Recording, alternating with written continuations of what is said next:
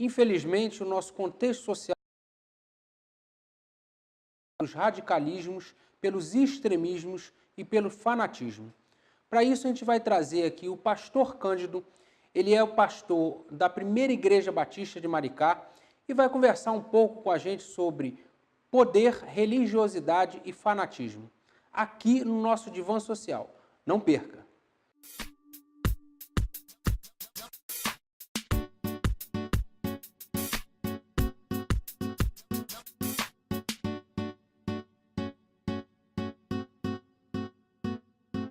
Olá, amigos do Canal 10, estamos aqui começando mais um Divã Social. Hoje com o nosso convidado aqui, pastor Cândido, da Primeira Igreja Batista aqui de Maricá, que vai falar com a gente sobre religiosidade e fanatismo.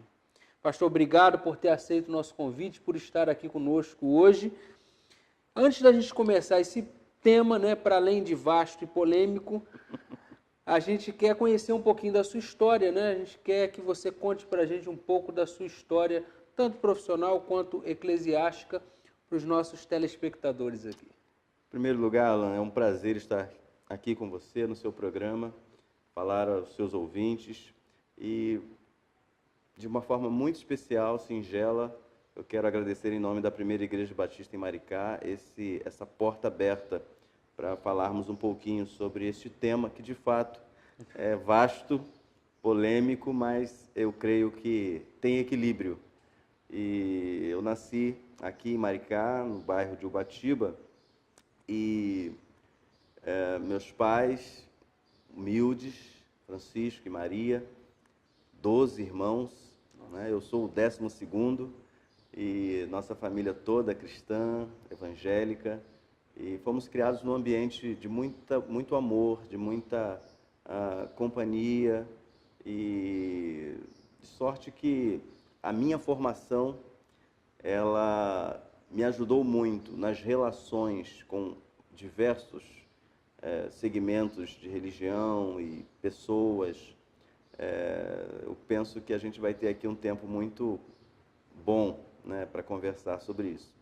Então, da minha família, eu joguei futebol durante um bom tempo e depois estudei. Então, atleta também, Atleta também, Hoje, é verdade que se eu chegar hoje na beira de um campo, eu sou a bola, Que eu ganhei peso.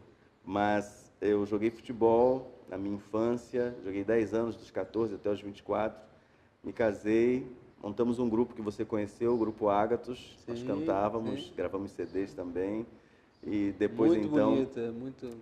Deus nos chamou para o ministério específico da palavra, e eu fiz o Seminário do Sul, lá na Tijuca, O Seminário Teológico Batista do Sul do Brasil, que é na Tijuca, e depois, formado, recebi um convite do pastor Lécio Dornas para pastorear com ele lá na 2 de Julho, Igreja Batista 2 de Julho, em Salvador, onde ficamos de 2008 até 2017.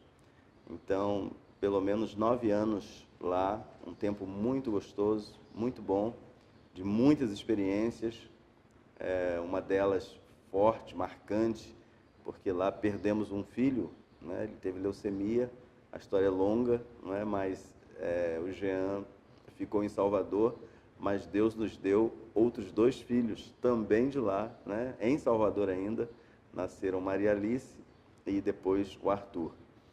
E no ano passado, então, recebemos o convite da Primeira Igreja Batista em Maricá, de onde saímos para vir pastorear. Estamos aqui há um ano. Você estava em Salvador? Estava em Salvador, 9 anos, e de lá Deus nos mandou voltar, uma experiência linda também, e agora 1 ano e 5 meses, mais ou menos, que nós estamos aqui servindo a Deus com alegria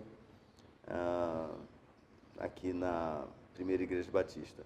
Sou casado com Raquel, como disse, temos um casal de filhos, Maria Alice e Arthur, e a Raquel já caminha comigo há 24 anos. Cândido, e o magistério, Afinal, eu te conheci como professor, não é isso? Sim, foi uma oportunidade linda, que o IBEC me deu, o professor Cleveland, a professora Heloísa, que eram donos da escola, e eu pude lecionar lá filosofia e sociologia. Foi um tempo muito gostoso, de amizades assim fantásticas, como você, Alisson, não é? A nossa Néia Corado, que já não está mais entre nós, Verdade. né? E Fátima, tanta gente, Regina. Foi um tempo muito gostoso, Luzia, muita gente. Se a gente for falar aqui, a gente fala o IBEC todo, né? Um tempo muito gostoso, Muito bom. tempo muito bom de descobertas, né? E de muito crescimento, sem dúvida nenhuma. Agradeço muito a Deus aquela oportunidade, porque ter contato com pessoas, eu amo ter contato com pessoas, conversar com pessoas, eu gosto de ensinar, não é? E gosto de aprender também, gosto de ouvir, sou muito atento. Eu desenvolvi isso, eu aprendo muito mais ouvindo do que escrevendo. Então, às vezes eu chegava em casa e minha mãe dizia assim, não escreveu nada hoje? Eu falei assim, olha, tinha muita coisa para escrever, mas está tudo gravado na mente. E eu desenvolvi isso, eu aprendo muito mais ouvindo do que escrevendo. Mas lá no IBEC foi um tempo muito gostoso, muito bom, de muito crescimento, e essa interação, né, com as pessoas, conversar com pessoas, me ajudou também a crescer, e muito, para o que hoje eu desenvolvo, né, à frente de uma igreja. Muito bom. Quer dizer, ali você participava da formação educacional, né, daquelas pessoas, daqueles jovens, e no exercício, né, como pastor, você já participa da formação religiosa, né, do sujeito, a formação espiritual do sujeito. Então, puxando um pouco para esse lado, vamos falar um pouco então sobre religiosidade. Como é que você conceitua isso? Religiosidade, religião. Qual o seu conceito de religião, de religiosidade? Então, Alan, a religião, ela na verdade é fruto de uma palavra em latim, religare, que significa religar. Então, para nós, religião foi o que Cristo fez. Ele veio e religou o homem a Deus. Havia um abismo provocado pelo pecado, então Cristo veio e uniu. Isso é religião, né? Agora, o que ela se tornou, né, depois, né, com muitos interesses por trás, aí não compete ao que de fato ela veio para ser e se tornar. Mas o meu conceito de religiosidade, fanatismo religioso, essa questão toda que engloba, né, acaba englobando a fé, na verdade, eu não consigo ver desassociado religião, fé e a minha prática de vida. Para mim, se eu fui religado novamente a Deus, não é mais a minha vontade, mas a vontade do céu na terra. Quando Jesus fala, seja feita a tua vontade aqui na terra como no céu, eu penso que esta é a mensagem que ele deixa para todo mundo que tem religião. A vontade de Deus se cumprindo na terra. Aí a gente está falando de amor, de cuidado, de respeito, de liberdade, de tudo que o ser humano precisa. Eu não preciso bater martelo e dizer, é isso. Eu prefiro apontar o caminho e dizer para a pessoa, o que você escolhe para a sua vida? Porque foi isso que Jesus fez. Em nenhum momento ele obrigou ninguém a nada. Ele disse, se alguém quiser vir, aí sim. Né? Se alguém quiser vir, depois que a pessoa vai, aí sim tem regras. Negue-se a si mesmo, tome a cada dia a sua cruz, vem e segue-me. Mas tem uma ordem, tem alguém à frente, e esse alguém é Jesus. Então, ele andou por toda parte fazendo bem, curando, libertando, ajudando, perdoando, e essa é a mensagem religiosa que deveria ser passada, transmitida. Mas, infelizmente, contexto social, outros interesses, dinheiro, fama, poder, manipulação e uma série de outras coisas entraram, né? Você conhece bem a história, o telespectador também conhece a história.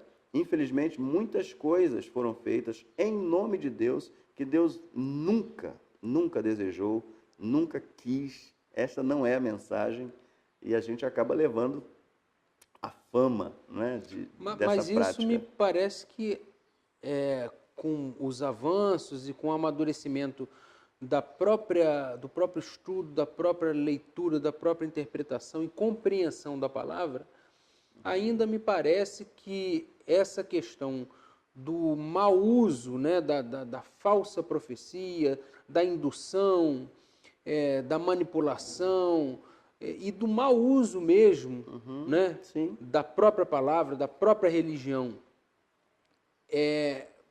para benefícios como poder, dinheiro, controle, isso ainda é uma realidade hoje, né? Você Sim. percebe isso assim de uma forma ainda clara? Ah, muito, sem dúvida nenhuma.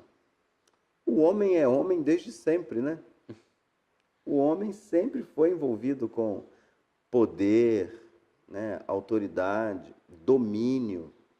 E a depender de com quem está o poder, você vai ter um tempo de paz, de alegria, de prosperidade, ou você vai ter um tempo de opressão, manipulação, mentira, engodo e por aí vai.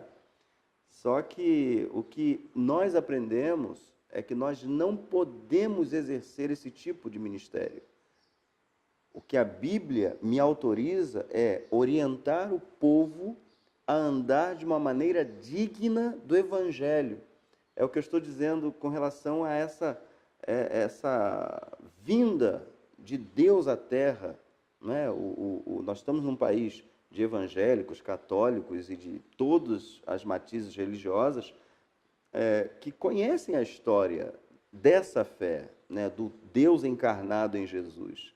Então, se Deus, o Criador dos céus e da terra, se fez carne, habitou entre nós e teve a capacidade de olhar para uma mulher pecadora, adúltera, flagrante adultério, se ele disse assim, olha, quem estiver sem pecado, atire a primeira pedra. Parece que ele está trazendo um novo conceito. Ele está trazendo uma nova ordem, um novo procedimento. Mas ele não traz essa liberalidade. Vai, continua na devassidão, no pecado. Não. Quando ele olha para ela, ele diz assim, olha, ninguém te condenou? Não, Senhor, ninguém. Nem eu. Nem eu te condeno. No entanto, vá e não peques mais. Então, esse vá e não peques mais, né, vá ou vá e não peques mais, para mim é um sinal de que ele não apenas a livrou da morte, mas também deu a ela a oportunidade ou uma segunda chance para fazer as coisas da forma correta. E segundo os relatos bíblicos à frente, posteriores, ela se mostrou totalmente arrependida e passou a segui-lo. Eu penso que é assim a religião. Não é? Não tem ninguém certo aqui na Terra. Todos pecaram, diz a Bíblia. Todo mundo erra. Se eu for atirar uma pedra no Alan, você vai me atirar também, porque todos nós temos nosso telhado de vidro. Não tem jeito. Não é? Então, esse discurso religioso. Por exemplo, eu sou eu tenho 47 anos. Estou novinho em folha. Mas eu sou de uma época em que crente não joga futebol. Se é crente, não vai a cinema. Se é crente, não vai ao teatro. Se é crente, não escuta isso, não escuta aquilo. Então, era muito mais uma religiosidade de proibição do que de mostrar o caminho, apontar e continuar sendo gracioso, generoso, bondoso. As pessoas eram muito mais forçadas e obrigadas a transmitir, excluindo coisas, do que, de fato, olhando para o órfão, olhando para a viúva, olhando para os necessitados, cuidando de gente. Então, a gente muito mais se excluía da sociedade. Crente não anda com não crente. Eu sou dessa época. Crente não se mistura. Aí vem o tempo da interpretação, vem o tempo da maturidade. E a gente percebe que não foi isso que a Bíblia ensina, nunca ensinou isso. Pelo contrário, Nós somos luz nas trevas. Nas trevas é que deve resplandecer a luz do evangelho que eu digo acreditar. É nas trevas, é no meio da situação errada que eu ergo a minha voz e falo, olha, suborno eu não aceito. Olha, eu não entro no jogo. Vai perder o emprego, não tem problema. Mas isso aí fere princípios eternos. Então eu não entro. Não, mas é muito dinheiro, não tem problema. Dinheiro não compra minha liberdade. Dinheiro não perdoa o meu pecado. Dinheiro não traz a plenitude que eu tenho em Cristo. Eu não vou fazer isso com ele. Ele não fez isso. Ele não quis isso. Tem duas questões que você tocou que eu acho muito importante a gente retomar. A primeira é em relação à questão do fanatismo, né? Você passou rapidamente por isso, é o nosso foco aqui de discussão. Então eu quero que a gente tente fazer esse contraponto entre a espiritualidade, a religiosidade, a fé e o fanatismo. E vamos retomar também um pouquinho essa discussão da questão do poder, né? Essa fronteira, né, da religião, da fé, da grupalidade religiosa e o poder. Bem, você trouxe duas questões que a gente não tem como deixar de falar. A primeira sobre essa questão da religião, da igreja e do poder. E a outra questão do fanatismo, né, em oposição ou em contradição com a própria questão da fé e da espiritualidade. Então vamos começar com essa questão da igreja e do poder. A gente sabe que nos princípios, principalmente protestantes, né, existe uma premissa muito forte dessa separação de igreja e Estado. E que, principalmente as igrejas de formação mais clássica, tradicional, de alguma forma trazem um certo preciosismo nesse princípio, né, fundamental. Mas hoje o que a gente vê no cenário social é o inverso, né, disso, de uma forma geral. Né? Nós não estamos generalizando na totalidade, mas assim, no cenário social, essa questão da mistura, né, da igreja, do pastorado, da própria religiosidade com a política, com o Estado, com o poder, é muito grande. Qual a sua opinião sobre isso? Então, Alan, os princípios batistas fazem, notadamente, no seu registro, separação total entre igreja e Estado. Ou seja, poder aqui, governamental, seja prefeitura, seja governo do Estado, seja federal, separação total. Um exemplo, por exemplo, a Igreja Batista, ela não recebe absolutamente nada de prefeitura, governo do Estado, União. São os dízimos e ofertas dos membros voluntariamente, sem serem obrigados. É o que sustenta todo o trabalho da igreja, tudo que se faz na igreja. Então, isso é carregado como um troféu, porque nós temos total liberdade, tanto para orar pelas autoridades, que é o que a Bíblia nos sugere, nos pede, nos ordena, orar pelas autoridades, zelar para que você não seja, em hipótese alguma, envolvido em situações que possam prejudicar o evangelho naquela cidade, naquele estado. Então, isso é um troféu, como eu estava dizendo.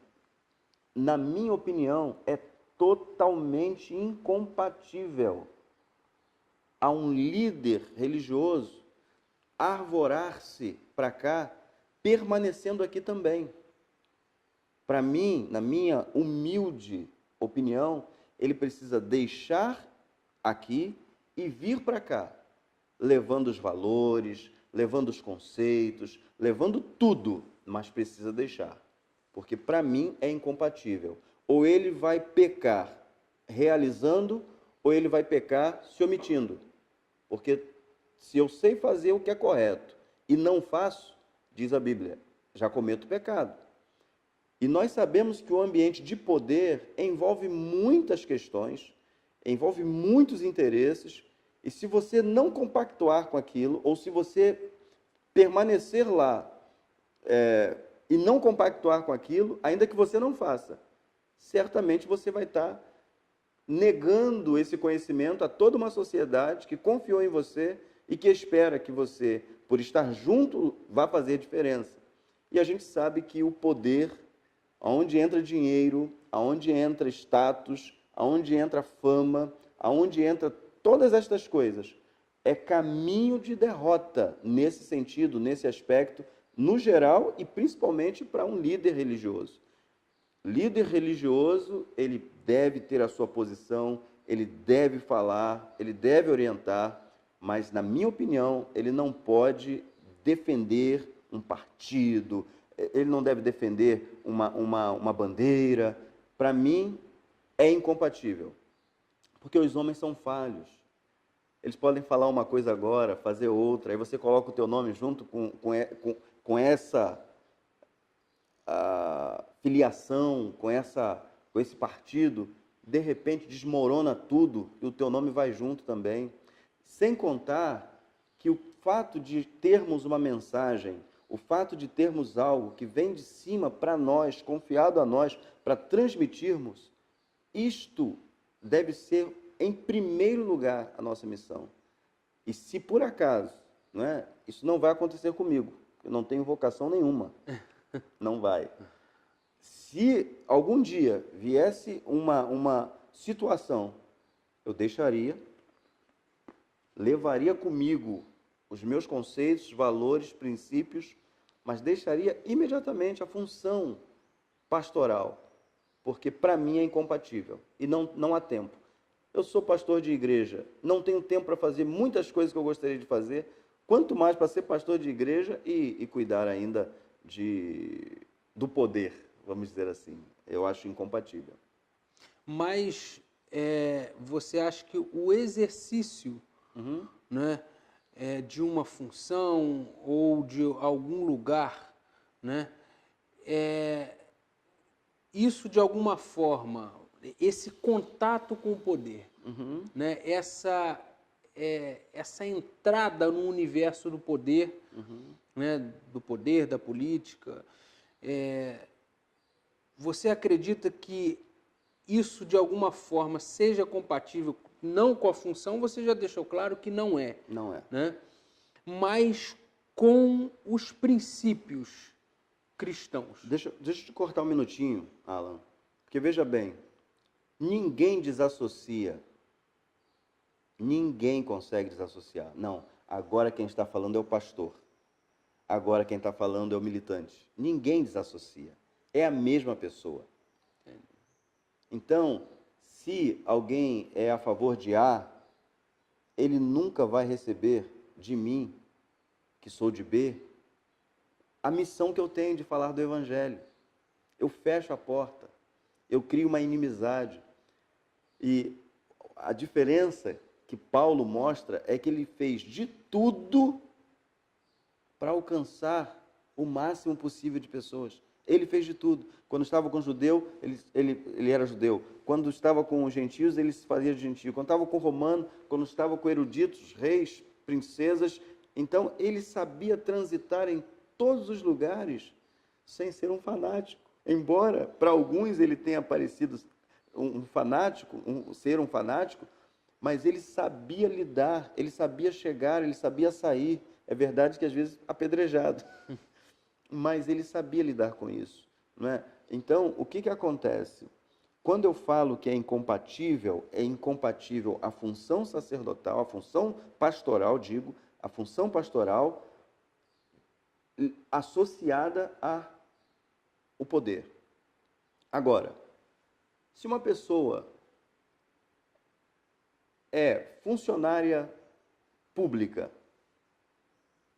e ela exerce com louvor a sua função pública e ela vai alcançando funções com méritos, com lisura, e vai subindo, e ela chega, vamos dizer, chegou no poder, desta forma, é totalmente aceitável, não há problema nenhum.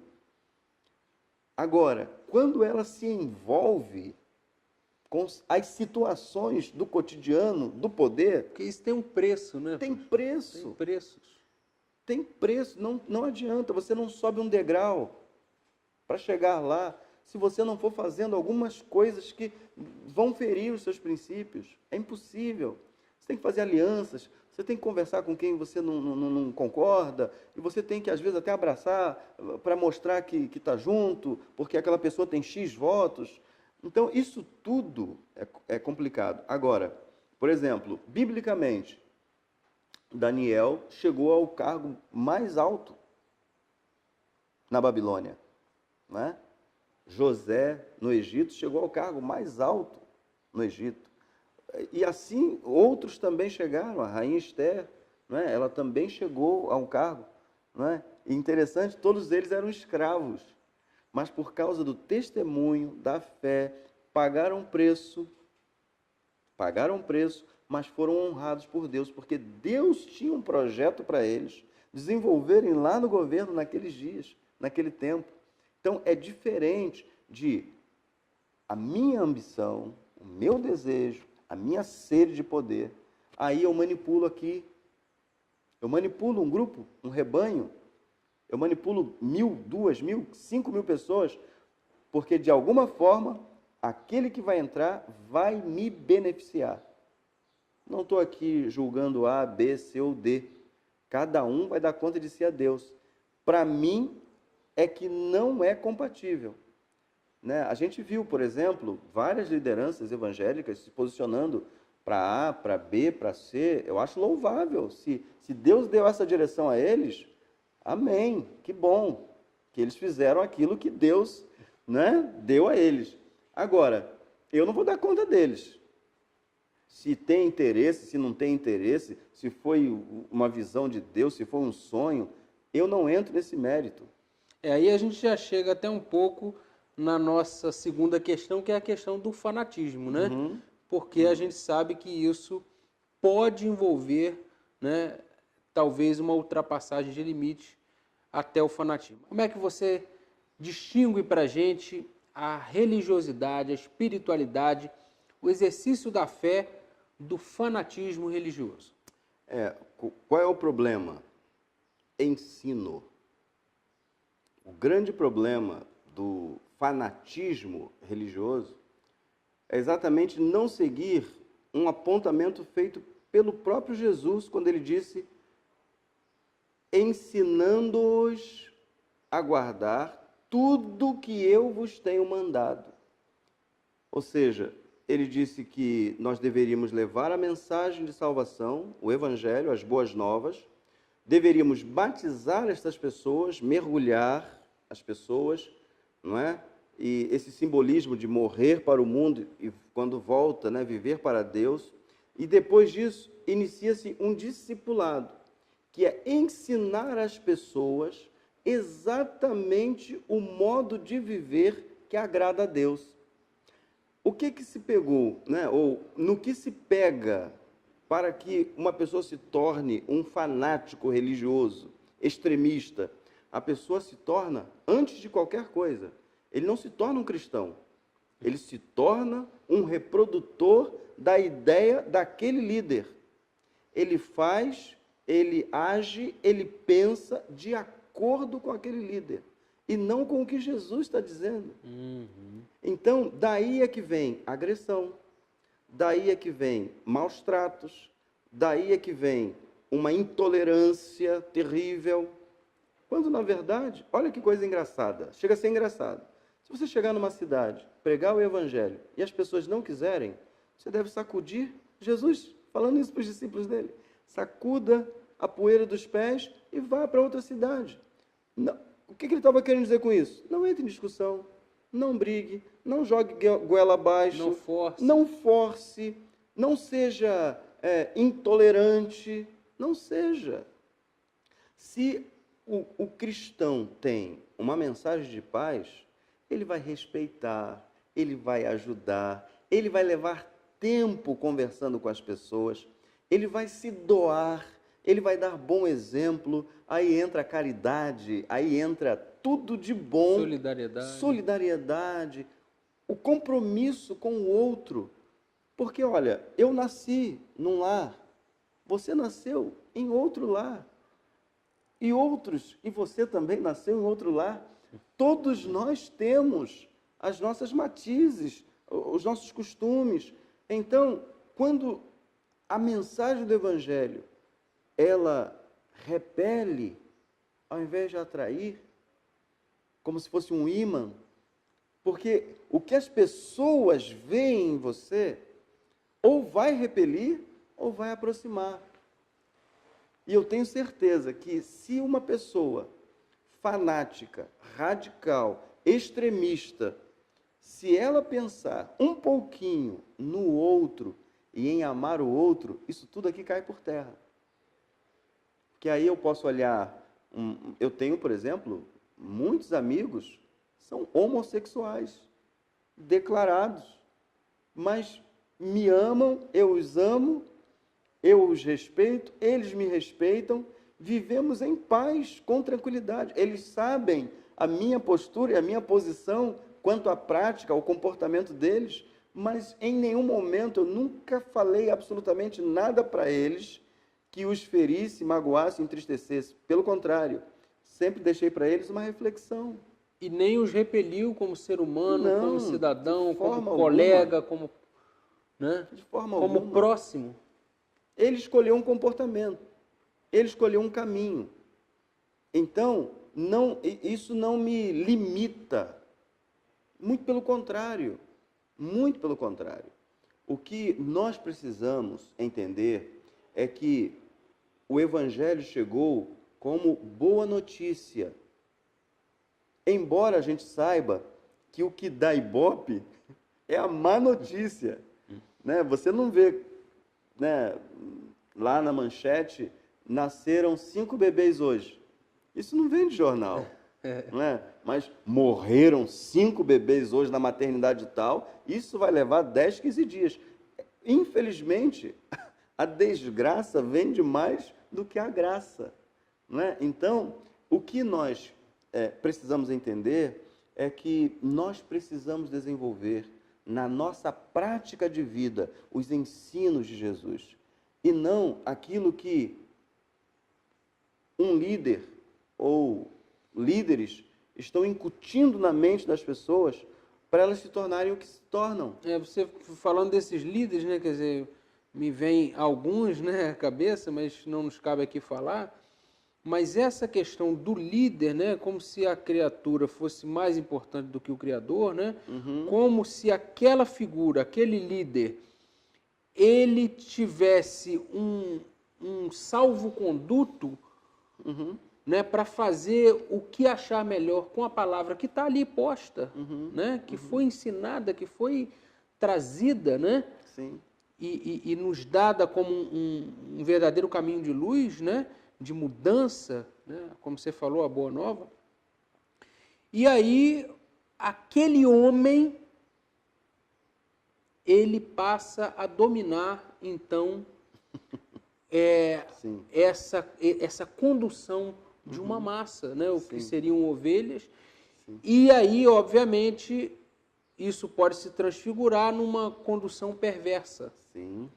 Sim. Com discurso de ódio, com doutrinamentos extremamente condicionantes, né, ou até tendenciosos, e que às vezes vai servir muito mais a um projeto de poder do que essencialmente a difusão da palavra. Exatamente.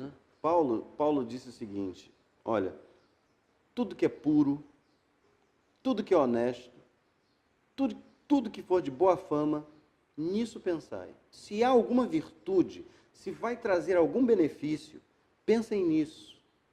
Façam. Ou seja, quando ele vai dizer assim,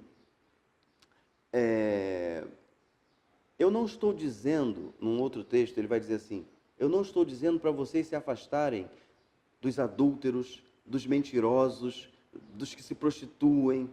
Não estou falando para vocês se afastarem desse. Aí ele vai dizer assim, eu estou pedindo para vocês se afastarem de todo aquele que, se dizendo cristão, for adúltero, mentiroso, salafrário.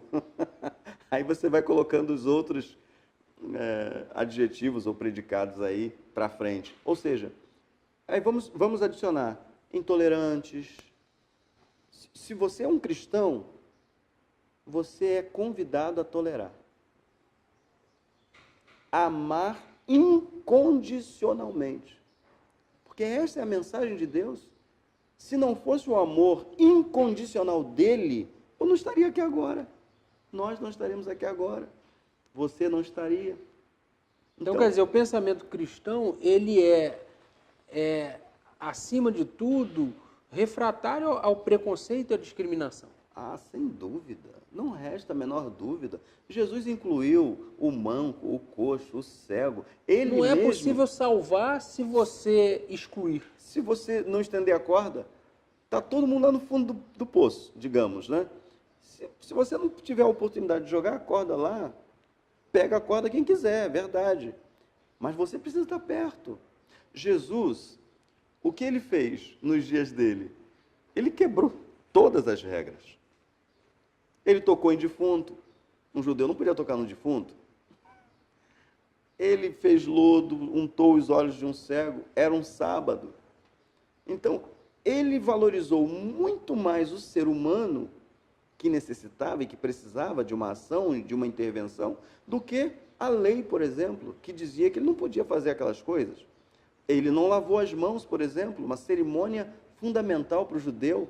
Ele não lavou as mãos. Os seus discípulos não lavam as suas mãos. Os seus discípulos não jejuam. E uma série de coisas que ele foi taxado. Por fim, disseram que ele era príncipe dos demônios, chamou ele de endemoniado, esse homem não é de Deus, e na verdade era Deus conosco. Então, Jesus sempre valorizou o ser humano. Ele veio por causa do ser humano. Houve um tempo em que os radicais, né, os discípulos dele eram radicais. Num determinado momento, onde não receberam os discípulos de Jesus, eles disseram assim: Senhor, o Senhor quer que a gente mande descer fogo do céu e termine com esse povo todo aí? Aí Jesus disse claramente: vocês não sabem de que espírito vocês são. Eu não vim destruir o homem, eu vim salvar. Então, quem quer salvar, por amor, ele não é agressivo, ele é amoroso. Agora, contra o religioso, o fanático, ele bateu.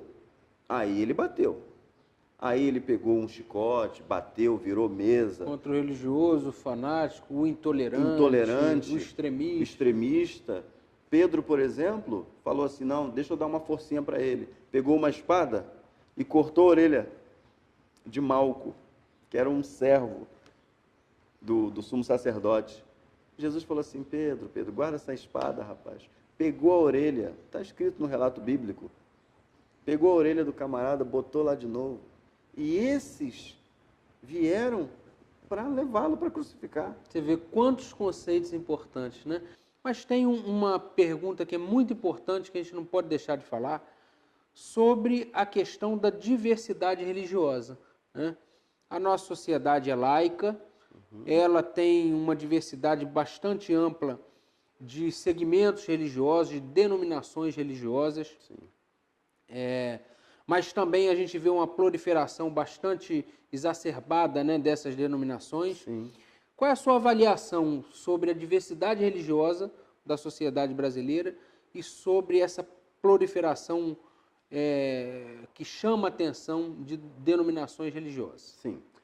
Sobre a diversidade religiosa, primeiro eu sou a favor, 100%, sem medo nenhum, da diversidade. Ou seja, todos têm o direito de expressar a sua fé da maneira, desde que não fira princípios da natureza e outras coisas mais que possam acarretar... Princípios legais, éticos, horário, altura, tudo dentro do padrão conforme a legislação. Legal. Eu penso que todos têm o direito de expressar a sua fé. Ter pastoreado durante 9 anos em Salvador, né, me ajudou muito a enxergar esta diversidade. É impressionante. Lá tem uma miscigenação Meu religiosa, Deus, né? lá Há é uma mistura. coisa assim fora de série, fora de série, né? Você sabe que muitas pessoas acabam se convertendo ao grupo cristão evangélico, saindo do cristão católico, né? Mas que aqui ainda, quando vai se assustar com alguma coisa, ainda fala assim, Ave Maria. É verdade. É Né? verdade. Nossa Senhora, você escuta isso no rincão evangélico direto, né? E não há nenhum problema nisso, né? No entanto... Até ateu também que fala, meu Deus. Meu Deus. Né? Né? Eu não acredito em É Deus. uma questão religiosa mesmo, é uma É. questão que não tem implicações de céu ou inferno. É o ser humano, é a expressão dele. Então, ele, o ser humano, ele tem direito. Eu tenho uma mensagem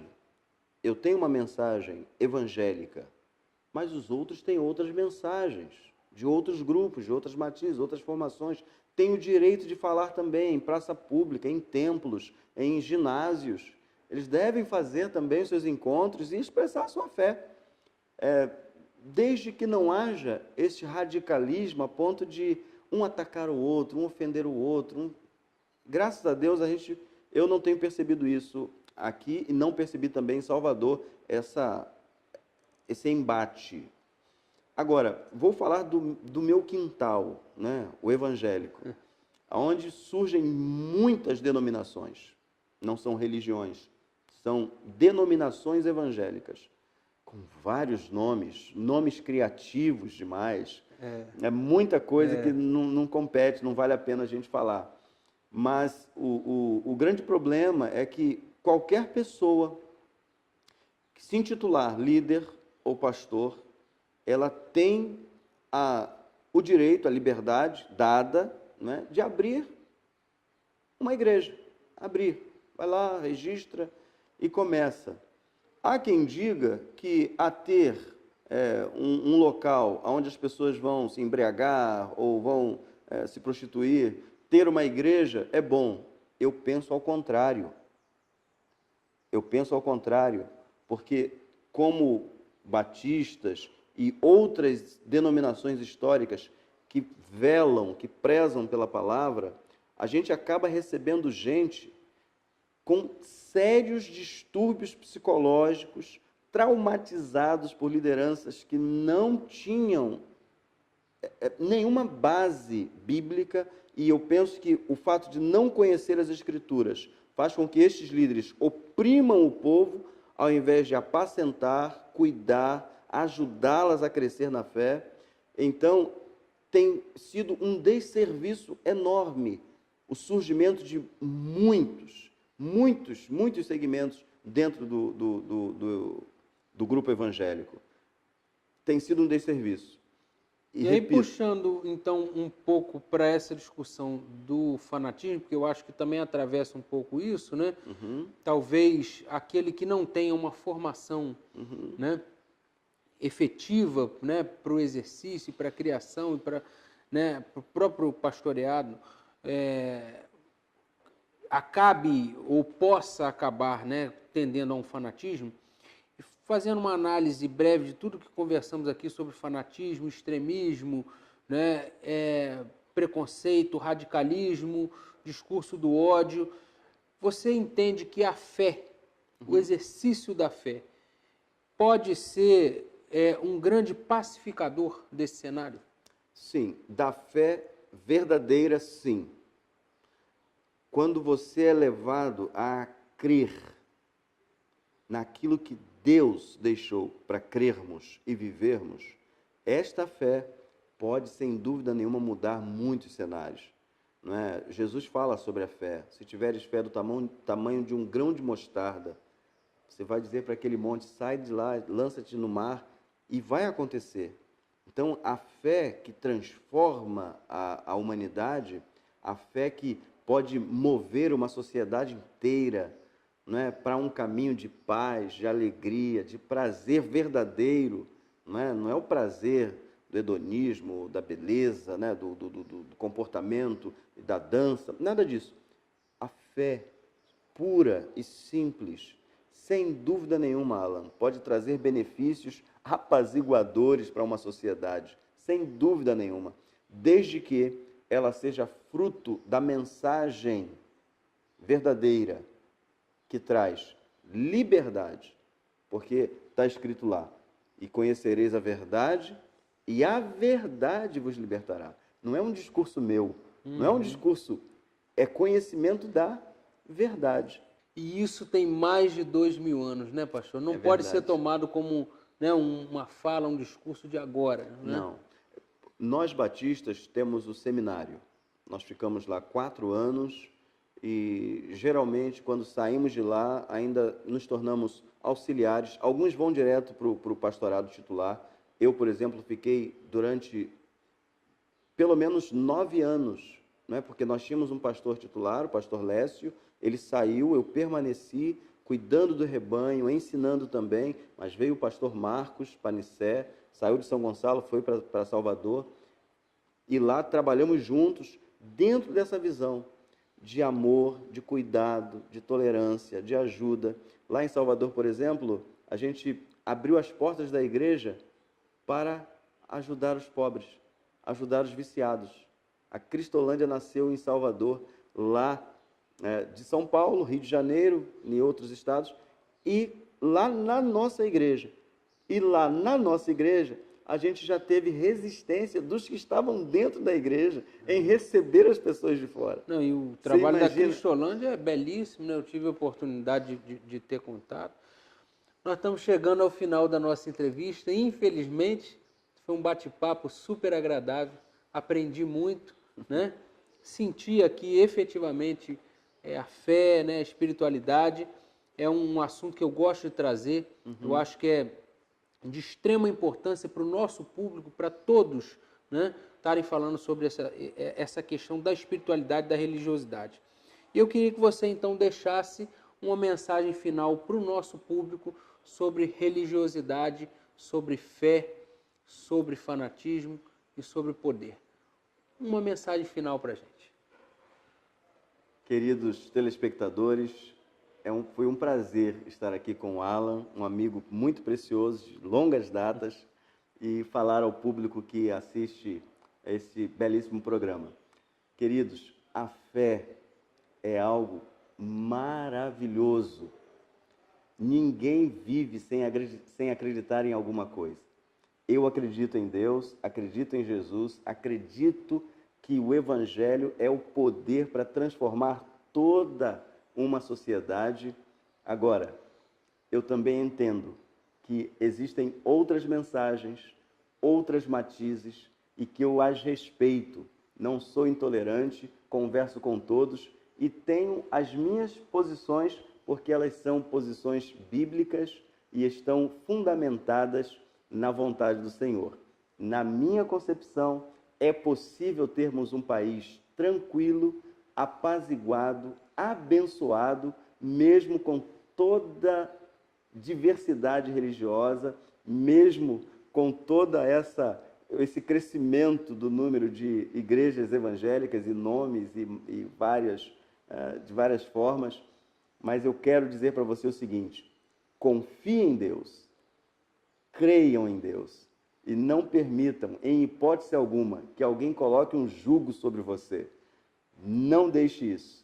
Leia a palavra. Se você quer ser um cristão, leia a palavra, leia os evangelhos, viva o que Cristo quer que você viva. E se alguém te ensinar a falar mal, a atacar, a ser intolerante, a não aceitar o outro como ele é, esse aí não veio de Deus. Não siga, não vai te fazer bem. Faça o bem, porque você é de Deus, você é de Jesus. Muito obrigado, pastor. Hoje, então, nós falamos sobre religiosidade, fanatismo e poder. Na realidade, nós falamos aqui sobre a fé, sobre essa grande capacidade do ser humano de ampliar as suas tolerâncias, de compreender a diversidade e, mesmo com a diferença, ser solidário e ser caridoso ao próximo. A fé, ela transforma tudo, com certeza, e ela é capaz de vencer o fanatismo e os extremismos. Então, Muito obrigado, Canal 10, com você em qualquer lugar, a todo instante.